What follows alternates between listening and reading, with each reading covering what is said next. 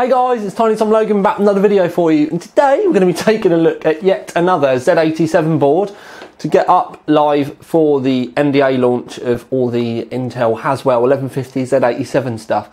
It's lovely to finally be able to say that. Anyway, we're going to be taking a look at the Gigabyte G1 Killer G1 Sniper M5. Still unsure why they use G1 twice, but anyway, look, I'm not covering up the Intel logos. Oh, how nice it is to be able to finally do that. Now the M5, it's got nothing to do with BMW, sadly. But anyway, then again, anyone that would use BMW in their computer branding must need their head testing. Tacky. Anyway, so, yeah, you'll get it. Let's have a look, look. Ta-da! Pause it. Wah, wah, wah, wah, wah. Let's have a look. Now, I have done a preview video of this already. I'll add it to the link. I'll put it in underneath as well. We went all around all the kind of features and stuff on that then. So we're going to talk to this today. It'll be more about the performance, actually using the stuff rather than just looking at it. And we've got it lit up today, which before I wasn't allowed to do. So essentially there's a massive audio focus with the G1 range, with the gaming range, which I will talk about in depth when we get you know, round to look at the board and stuff. But there's you know, professional capacitors, gold plated shields on the Creative Soundcore 3D. You can upgrade the what they call the OP amp. It comes with two of those, one in the board and one that you can swap around, and you can buy a further free. All of the audio connections and the video connections on the back are gold plated. I'll talk to you. I'll show you in a minute. The actual onboard audio side of things is on a kind of what's technically a separate PCB as well, which is what the little light area signifies. And it does have a gaming amplifier built in as well. Now it's MATX. A lot of people kind of say MATX might be limiting, and to be fair, in times gone by they have been. Or they've been expensive. This one's a little bit different. It's only 160 quid, or at least that's what they're telling me the price is going to be before stuff goes live. I've obviously not seen any shop listings or anything yet because they're not allowed to do it yet. So I've been told 160, which we'll talk about in the conclusion and everything like that. But what we want to do, because I'm already getting into conclusion mode with talking to you about stuff, what I'm going to do is I'm going to bring you in for a look at the board and the kit. We'll look at the BIOS, because obviously you may want to spend a fair bit of time in the BIOS, and I'll explain why. We'll have a look at some of the features, benchmarks and stuff, and then we'll move on to a conclusion at the end. So I'm going to be swift, be quiet, and bring you in. Right, okay. Initially, I've turned the studio lights off, and you can see the green lights underneath, but I'm just going to pop you off the tripod. I know we don't do this much anymore, but you can get a much better look from up here. You can see the PCB is kind of separated there, and you've got that light trail. If we bring you around to have a look from this side, you can see it a lot better. Now, what I'm going to do is pop you back up here. There we go. Right, so the kit that we're going to be using today, we've got a 4770K i7 Haswell in there. We'll talk to you about overclocking and stuff in a minute. Got 16 gigabyte of RAM. It's running at 2400 megahertz, or at least it's 2400 megahertz RAM. But again, we'll talk to you about that a little bit more in a minute. A 7970, because that's what I've always tested my motherboards with, or at least for quite a while now. Although I may be looking at changing that. H100i. It's an AX1200 with the blue braided cables. I know it doesn't match, but remember, this is a review bench. It's not something that I use personally. Obviously, if I was going to use this rig, I would be looking at Corsair now do green braided cables. Boom, sorted. Definitely do that. Also, if where the board lights up green, I think you would be insane not to be looking at one of the GeForce cards, because obviously this lights up green. This is a 780, but again, you could choose a 770 as well, because that still lights up green. And to be fair, that would look amazing. Also, you can change the colour of the H100i to green. Lovely. And Corsair do a MATX case now, the 350D. So if you're looking for some ideas to base a rig around stuff, H100i, this red RAM, fair dues, doesn't match. I would just get some black stuff, or get the Platinum, which obviously you can get the light bars and all that kind of stuff. NVIDIA graphics card, Corsair power supply. I would probably go with an AX760i because it's going to be ample for this, and I'll talk to you about power and stuff later. But you can get the green individually braided cables for it now as well. One thing I will say with that though, the 24 pin, because this came up on the forums the other day, the 24 pins on the AX760 and the AX760i, the non-I and the I have a different 24 pin cable. That's why they're sold separately. So just make sure you get the right one. Anyway, this is the OAMP upgrade kit. You can see it comes with a little tool to enable you to remove the chip. You can see it's just got kind of like, it's like a really old school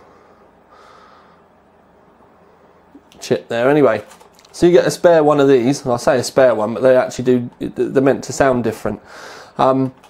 What I would like to do, I'd like to get all of them together and test them properly with some decent speakers and headphones. And to be fair, we've not really had time to do this side of things justice. But the thing is, everyone's audio equipment is different, you know, different levels of quality, and also technically our ears are all very different as well. So it wouldn't hurt you to have a good old play with this yourself and see which one you prefer, depending on what music you listen to, what films you like to watch, you know, what would take preference in your life. Because we all, you know, I mean, someone might just want to set it up for films. Someone might want to set it up for first-person shooters. Someone might want to set it up because they're not really that fussed about the way their games sound, but you know, their music must sound amazing. So that's always a good thing. You can tailor it to yourself. Now, if we have a look over here, I'm going to zoom you in. I was trying to zoom you in with the tripod then. Wasn't really doing very well. Where we've got the light on now, you can see the Creative Sound Blaster cover. That's actually gold plated as well. Something else that you can see there is quite how bright the LEDs are underneath. Now, that's, you know, we've got the studio lights on and everything, and it's still picking that up really well. If that was in your case, and don't forget it's daytime as well, if that was in your case, you'd have a lovely bit of backlight in there, which is one of the reasons why I was kind of saying about using the NVIDIA graphics card so that all the green lighting matched.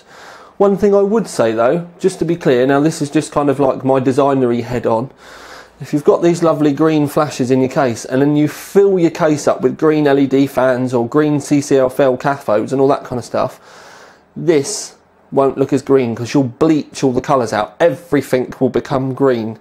What I personally would do would be have some really faint white lighting to light up the rest of the hardware bits in your case, and leave the green accents to that bit of the board and your GPU if you did get an NVIDIA. Because like I said, if you were to fill it all up with green stuff, everything would be green and nothing would stand out properly. It would get kind of spoilt. And which is why I generally favour a little bit of white lighting in a case to bring out the colours of everything else. Because if there was green everywhere, the green slots wouldn't, you know, look as poppy. You wouldn't get the green flash on the heat sinks as well. But put a little bit of white in there, and it makes everything kind of pop and have a little bit more zing, because it's all to do with kind of contrast. If everything's the same, it will look boring. It will just get bleached out. If you have highlight in the green bits, it'll work much better. So take that from an old school, you know, designery type PC dude, rather than just thinking, oh yeah, I've got to have everything green. Trust me, you don't. Anyway, so we've looked at that. Now what I want to do is we'll get the camera rigged up and we'll have a look at the BIOS quickly, because it is quite a nice fluid looking BIOS as well. It's really worth us taking a look at that. I don't normally do it, but Gigabyte they do look much nicer this time. So I'll turn the camera off and I'll get us set up for the BIOS. Right, now sadly the Gigabyte hasn't got a go to BIOS button like the MSI GD65 does. So we do have to start it and do the old delete smashing to get into BIOS. But I want to show you what it looks like when we first start it up. So I just need to wait for the keyboard to light up and then I'll start smashing. Oh, there we go. Haha! Does go into the BIOS quite quick. Now the reason why I wanted to show you is because it's got a black and green theme like the board has. Now generally with some of the UEFI BIOSes that we've seen previously, they weren't that great, and like sometimes you'd move the mouse and the mouse would go the wrong way, or you'd move the mouse like pardon me, a millimetre and it'd go across the screen, and it was fucking terrible. I hated them, and I'd always end up going back to the original, which you can do with this. You just hit F2 and boom, you're back to the original Gigabyte layout BIOS that we're all kind of used to. Now you'll either not like that because it looks too basic, or you will love that because that's what you're used to. And to be fair, I've been using this side of things. If we hit F2 again, it goes back and you get into that lovely kind of fluidness, and you've got all your kind of buttons down the side, so you can change your whether you want something to be on or off, and you can just click it with the mouse. Lovely, easy. You've got performance settings, system settings. In fact, you've got a clock in here as well, like almost like an operating system style clock, and a calendar, and you can just go across. And luckily we have got we can still load and save profiles. It's lovely. Literally, it was just bosh, and all of these bits and bobs you can do in here. To be fair, like I said, I've been going in the other one, but yeah, I like this. And all down the bottom as well, if you've got a USB 2, I found USB 3 don't work. You can take screenshots. If you boot up with a USB 2 stick in the back, you can press F12 and it'll automatically pick up your USB stick, and it'll save a PNG screen cap straight to your USB stick, and it'll just pop up with saved, and then you hit enter and it disappears again. I should have had one in there so I could show you really. But I really like this. It's one of the first times with these graphical style BIOSes they've worked and been easy to use, and do you know what I mean? I've not had any mouse problems or anything like that. And I think this is one of the areas where Gigabyte have come on in leaps and bounds as well. Now we'll talk to you about, you know, overclocking settings and or overclock success and that kind of stuff more in the conclusion. Talk to you about V-droop and all that kind of stuff as well, because I've had some quite a lot of experience with Gigabyte boards recently, so I've been quite pleasantly surprised how well they've kind of got their range sorted out. But yes, I'm going to boot into the operating system now. So what we'll do is we'll just hit F10, yep, we exit without saving, we don't need to, just in case we did make any changes without noticing.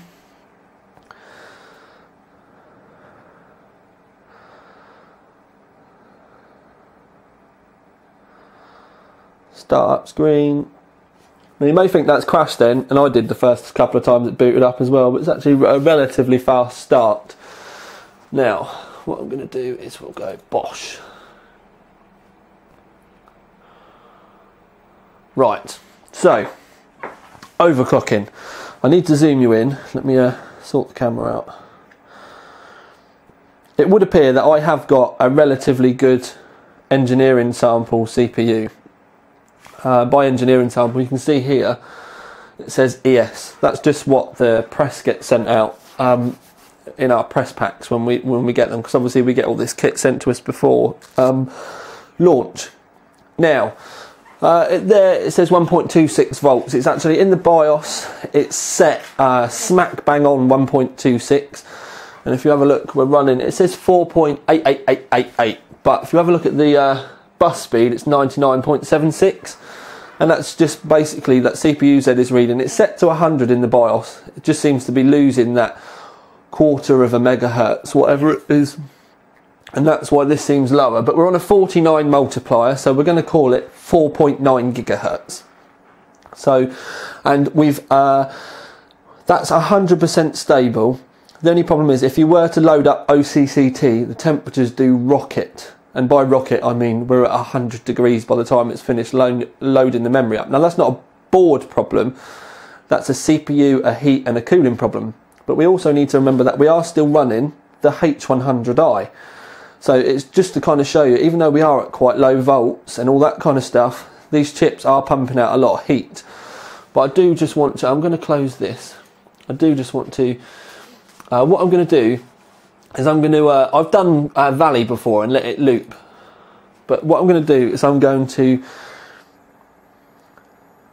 loop the Resident Evil 6 benchmark, and it will keep running and running and running and running and running if you don't screen cap it. But But what I'm going to do is I'm going to stick it in 2560 by 1400 because that's the screen that we're running. And I'll show you on the screen. And essentially what I'm going to do is I'm just going to let this run for 30 minutes. And I'll tell you what I have done. I forgot to open hardware monitor. It's my bad. I'm trying to rush. So we open hardware monitor. We'll put that in the middle. Now what we need to keep our eyes on is the, in fact we'll open it again because it was still going down. Right. So what we need to keep our eye on is the maximum settings there. At the moment it's 4750, 4745, 47. But it's down, the actual value at the moment is 35, well 36, 38, 35, 34, 38. But we'll open Resident Evil again. And I do just want to show you the settings, and then I'm going to let, like I said, I'm going to let that loop for 30 minutes to kind of simulate you playing your games. And then we'll go back and look at the CPU temperatures. Because I've been trying to find a way that you can have a reasonable overclock with these, and then, because let's face it, we don't run CPU benchmark tests. When we know the rig is stable, that's all well and good, but we don't then run CPU benchmark tests all the time. So once you know your rig is stable, but anyway, I will talk to you about that a little bit more in a minute. Right, so we're already at 2560 by 1440. So lovely jubbly. We'll go up and we'll start the benchmark. So there we got it running. Lovely, lovely. Like I said, I'm going to let this run for 30 minutes just to give us some temperatures to chat about. And I will be back as soon as it's finished doing that. Okay then peeps, so we've done about 30 minutes. Poor old graphics card screaming out in pain. So I'm going to exit.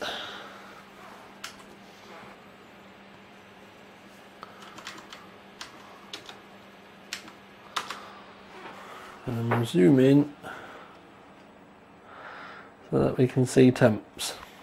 Right, so if we zoom in a little bit more, these are the temps that we need to look at.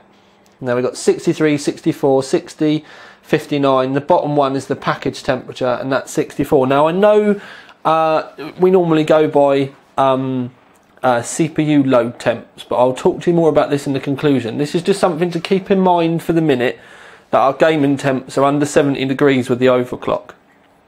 And like I said, that's something that I'll talk to you about in the conclusion. But we then run CPU. This is Cinebench. We've used this in a couple of the other videos as well, and I need to find my notepad while that's running. It's a nice little graphical test for you.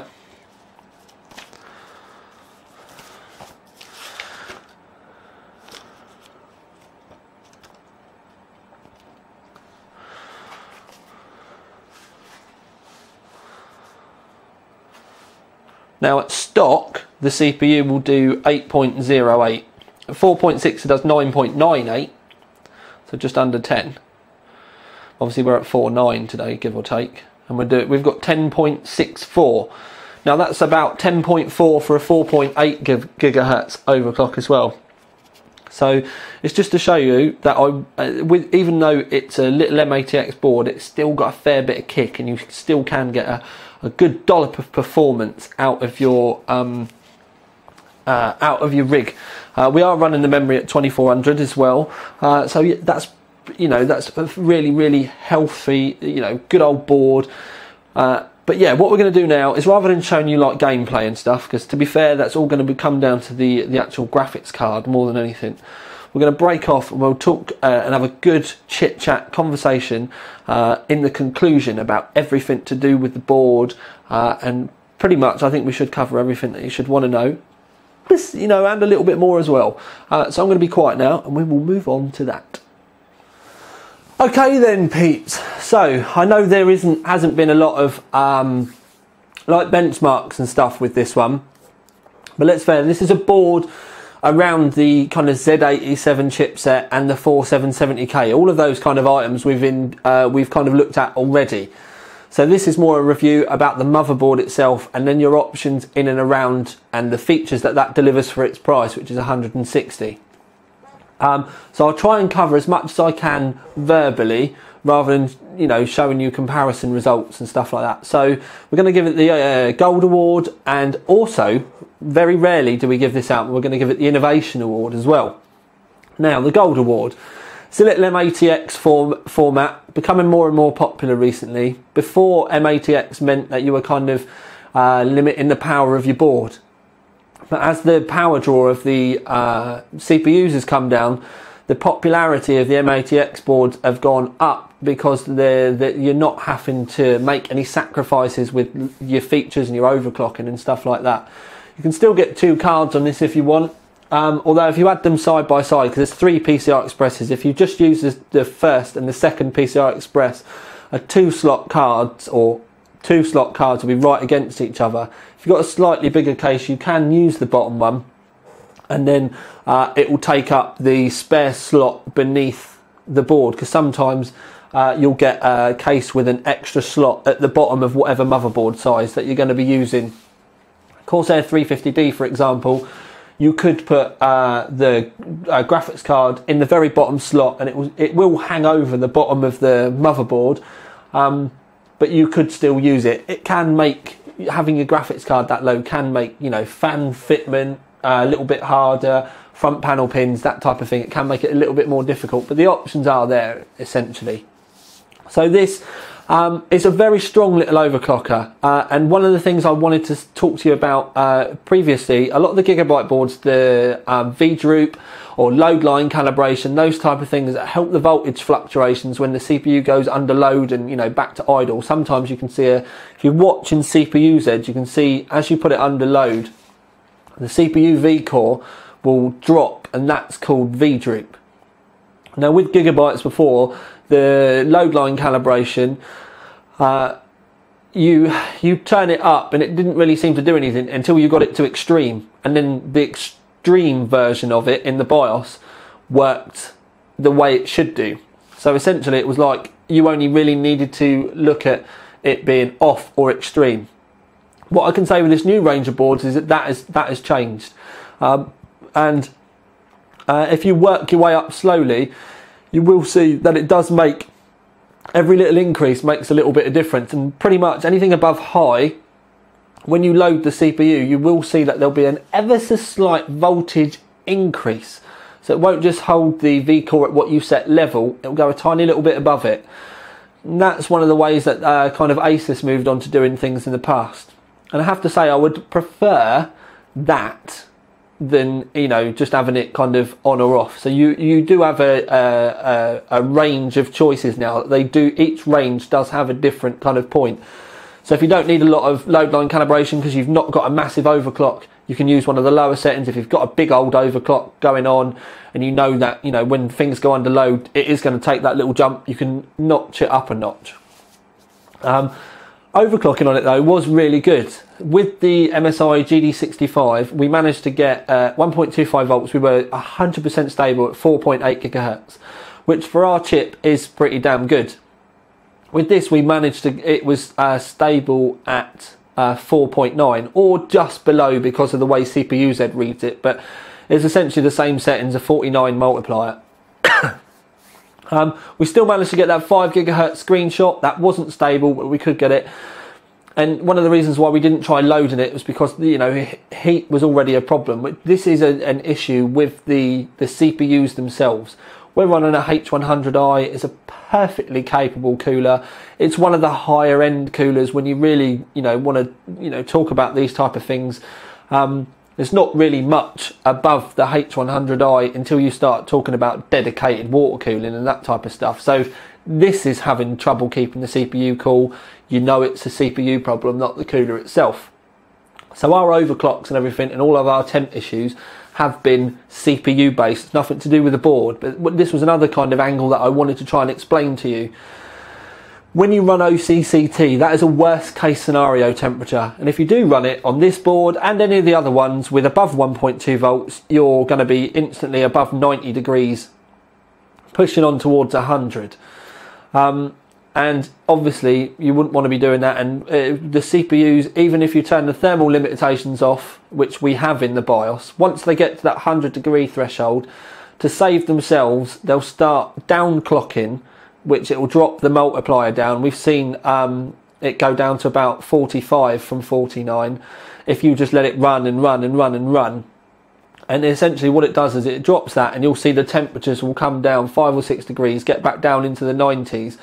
Once it's been there for a little bit, you'll see the clocks bump back up again, and then after a couple of minutes the clocks have to come back down because the temperatures have gone up. That's just an Intel thing. So we don't know whether this means going forward they're just going to be hot and we're not going to be able to run the overclock so high. We also don't know whether going forward, whether delidding the CPUs and stuff is going to be something that we're going to need to look at. It's something I can say now I am going to explore, which is why I've not done the Gigabyte Z87 overclock. Temperatures are just too limited at the moment, and it's really not worth us bothering with. For the average user, I would say, you know what I mean, this board, the GD65, they've got everything that you could possibly need. If you're not going to, you know, want to be looking at water cooling, not going to want to be looking at, you know, massive overclocks and delidding and all that kind of stuff, then you probably are better off trying to keep things slightly safe and keep your overclock slightly lower. From us looking at comparing benchmarks for benchmarks, we're already seeing that around and about the Haswell stuff is about 200 megahertz. But it can match Ivy benchmarks, but about 200 megahertz lower. So for argument's sake, if you had an Ivy at 4.8, the Haswell can match it, if not beat it, at 4.6, and that's real CPU intensive stuff as well. So, you know, a 4.6 gigahertz, people are going to be really, really focused about the numbers and stuff. And, you know, if you were to match those clocks with Ivy, you're going to be screaming ahead. So even if Ivy is a little bit quicker on paper with the megahertz side of things, when it gets to the actual benchmarks and daily usage, you're going to be better off. So the board itself, going back to that, it's really earned its gold award because it's a good looking board. It does overclock really well. The one thing that I think is missing is a click to BIOS button. The MSI's got it and it's epic. I know the Z87 overclock's got it, but I think now that little feature is so awesome that I think everything needs to have it. Now, it gets the gold 160. It's a good price for an MATX board, but it's a good price for an MATX board that it comes with all this stuff. They've obviously got a heavy audio feature on this. You can see the little trail, the LED trail, and that LED trail, so technically, because on the other side it's like almost like it's on a second PCB. It's kind of separated. Lights up green, looks nice, got really nice capacitors on it, gold fittings and all that kind of stuff. Does tick the boxes. But the OAMP is the bit that we gave the Innovation Award to, because it essentially allows you to tune the onboard audio to however you know, whatever your audio tastes are. So different music, different films, different games even. You can, you know, tune and play around with that. A few years ago, if you wanted decent audio, you kind of always had to have a dedicated graphics card. But the gap between onboard audio and dedicated audio cards are kind of being stretched out a little bit. This will never be as good as a £100 Zonar, for example. But for those of you out there that, you know, haven't necessarily got a massive amount of money, would rather save 100 quid on an audio card and spend 100 quid on a CPU cooler, for example, or 100 quid more on your graphics, especially if you're a gamer. Obviously, these are big leaps forward and they're going to allow you to do that. And little simple things like this, I mean, you have got those opportunities to be able to do it as well. Now, I do like my audio. Now, I can definitely hear the difference between this and just like a stock onboard audio chip. There's a lot more clarity there. You can definitely hear the quality is a lot better, but I would want to play with it a little bit more. For my day-to-day and like music and audio rig, I personally would still probably want to have a dedicated audio card in there.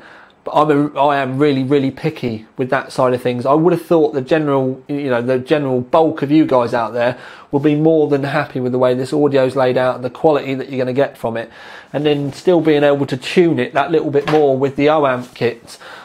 I think you'll probably be able to find a place where you're really happy, and you may not be able to hear the difference between yours and mine, for argument's sake.